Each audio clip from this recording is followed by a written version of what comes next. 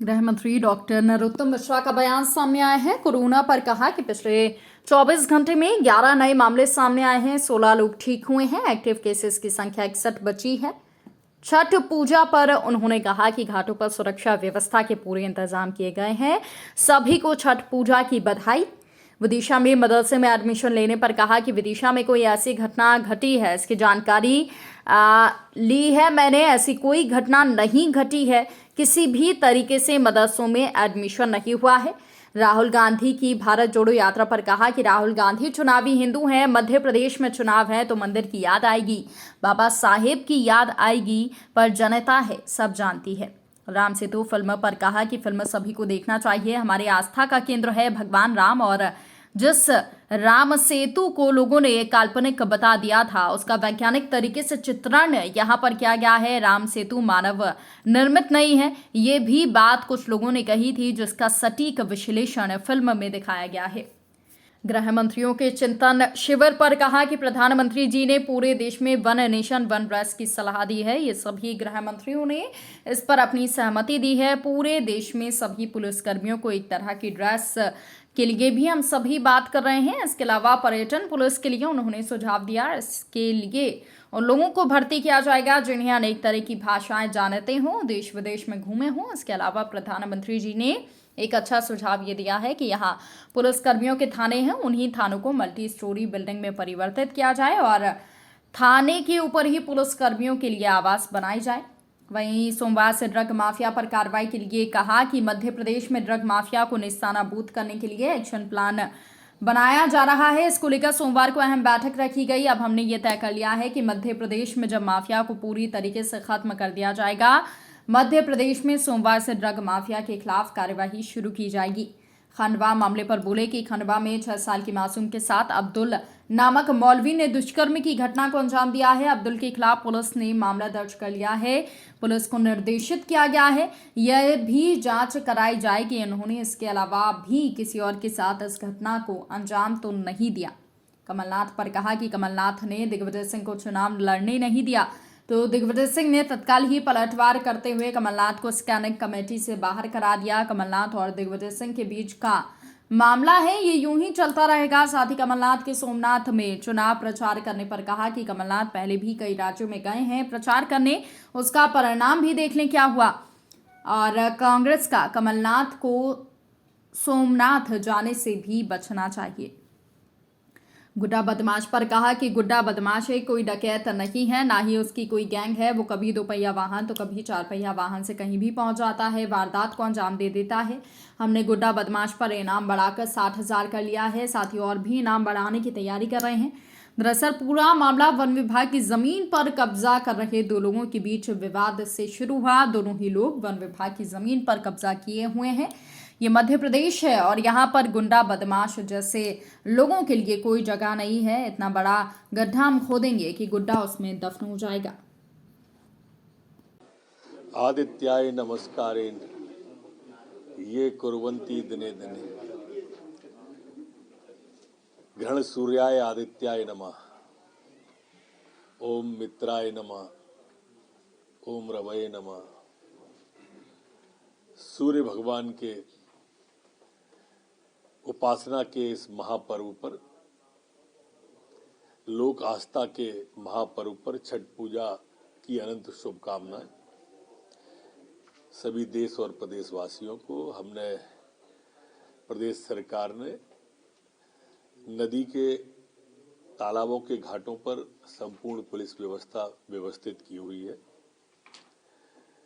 प्रशासन की टीम को भी मौके पर तैनात रहने को कहा गया है। छठ पूजा के इस महापर्व पर हम सभी को शुभकामनाएं देते हैं। उनकी बोझ आने पर मुझे तो लगता है कि कमलनाथ जी ने आदरणीय दिग्विजय सिंह को चुनाव नहीं लड़ने दिया, उनने हाल की हाल निपटा दिया, उनको स्क्रीनिंग कमेटी में नहीं आने दिया। तो ये तो इनके यहाँ ये चलता रहेगा, ये खेल अब रुकने वाला नहीं है। कांग्रेस के अंदर गृह कलह। जब माननीय प्रधानमंत्री जी ने संबोधित किया तो जैसे वन नेशन वन राशन के कंसेप्ट लाए हैं वो, इस तरह से अनेक कंसेप्टों में एक कंसेप्ट हमारे वन ड्रेस वन नेशन वाला भी पुलिस का रखा है और हम लगभग सभी गृह मंत्रियों की उस पर सहमति थी। पर्यटन पुलिस बनाने के लिए भी उन्होंने कहा कि वो लोग जो अनेक भाषाएं जानते होंगे या अपने देश के अलावा अन्य देश की भाषा जानते होंगे, ऐसे लोगों का कंपल्सेशन करके भर्ती की जाना चाहिए। इसी तरह से हमारे पुलिस के जवानों के लिए क्वार्टर, जहां जहां शहरों में प्राइम लोकेशन पर थाने की भूमि है, उसको मल्टी करके नीचे थाना हो और ऊपर उनके क्वार्टर हो, इस तरह का करना चाहिए। और इसके लिए मध्य प्रदेश सरकार अब पहल करने जा रही है, पर्यटन पुलिस के लिए भी और मल्टी स्टोरी की बिल्डिंग के लिए भी। सोमवार को हमने इसकी बैठक बुलाई है, जिसमें ड्रग माफिया जो हैं, इन ड्रग माफियाओं के खिलाफ मध्य प्रदेश की पुलिस एक बड़ा अभियान चला करके मध्य प्रदेश के ड्रग माफिया को नेस्त नाबूद करने का संकल्प हम सोमवार को लेंगे। यूनिफॉर्म की बात जो आई है, हाँ, वन नेशन वन ड्रेस मैंने जैसा बताया, तो वन ड्रेस जो माननीय प्रधानमंत्री जी ने कहा है और उससे भाव को मैं अपने आप को तिरोहित करते हुए हम इस पर अमल के लिए बातचीत करें। खंडवा में एक मामला है, मौलवी ने हाँ, ये विषय मौलवी साहब का आया था खंडवा का। अब्दुल नाम था उनका, आदरणीय का। जाकरिया मस्जिद का मामला है। उन पर 354 की धारा और पॉस्को एक्ट में कार्रवाई कर ली गई है और पुलिस को ये निर्देश भी दिया है कि इस तरह की घटना उन्होंने किसी और के साथ भी तो घटित नहीं की है और को भी तो इस तरह से उन्होंने शिकार नहीं किया है। इसकी भी पुलिस गहराई में जाकर जांच करे।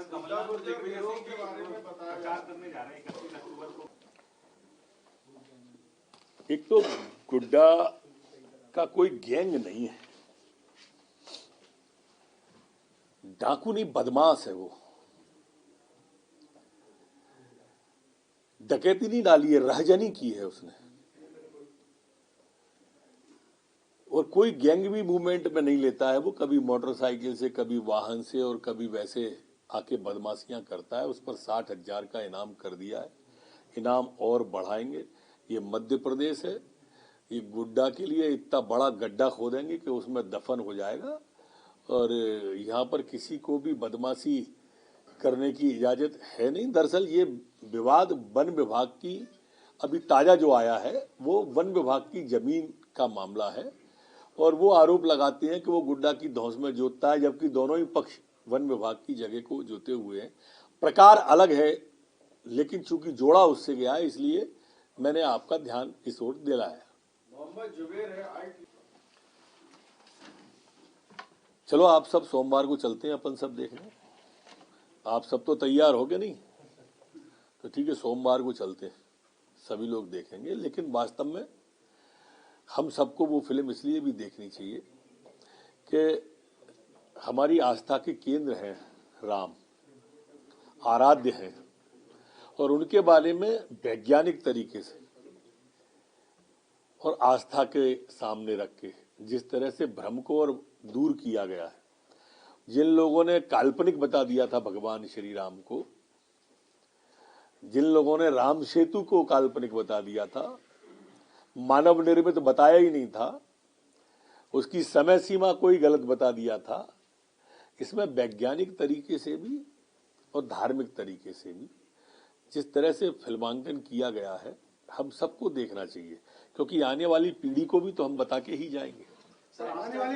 कोरोना के अंदर पिछले 24 घंटे में 11 नए प्रकरण प्रदेश में आए हैं और 16 लोग ठीक होकर अपने अपने घरों और गंतव्य की ओर गए। 61 एक्टिव केस कोरोना के वर्तमान में हैं। जैसा मैंने पूर्व में भी कहा था कि 3 अंक से नीचे हम जल्दी आ जाएंगे। माई ने चाहा तो शून्यता की ओर बढ़ना 2-4 दिन में प्रारंभ कर देंगे। सैंपल कलेक्शन जो प्रदेश के अंदर हुआ है वो 3,242 लोगों का सैंपल कलेक्शन हुआ है।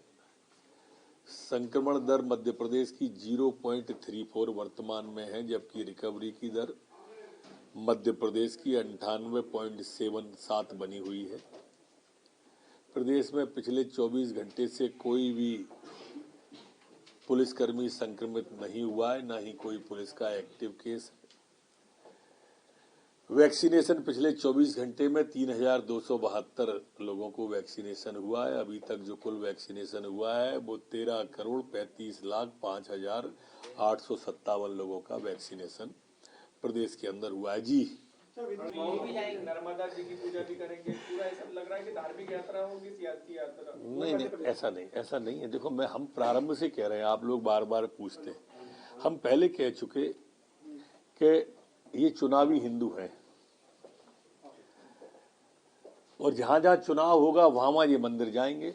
अभी पूरी यात्रा में कई मंदिर गए क्या? मीनाक्षीपुरम जैसे मंदिर, रामेश्वरम के मंदिर और दूसरे मंदिर निकल आए, हमारी आस्था के केंद्र निकल आए, पर नहीं गए। अब मध्य प्रदेश में अब इस साल चुनाव होगा तो स्वाभाविक रूप से उनको मंदिर की याद आएगी, बाबा साहब की याद आएगी। अब वो समझते हैं कि पब्लिक ये सब चीजें समझती नहीं है। राहुल बाबा, पब्लिक सब समझती है और आप देखना कितना ज्यादा समझती है। गुजरात और हिमाचल के परिणाम आपकी यात्रा का बताएंगे।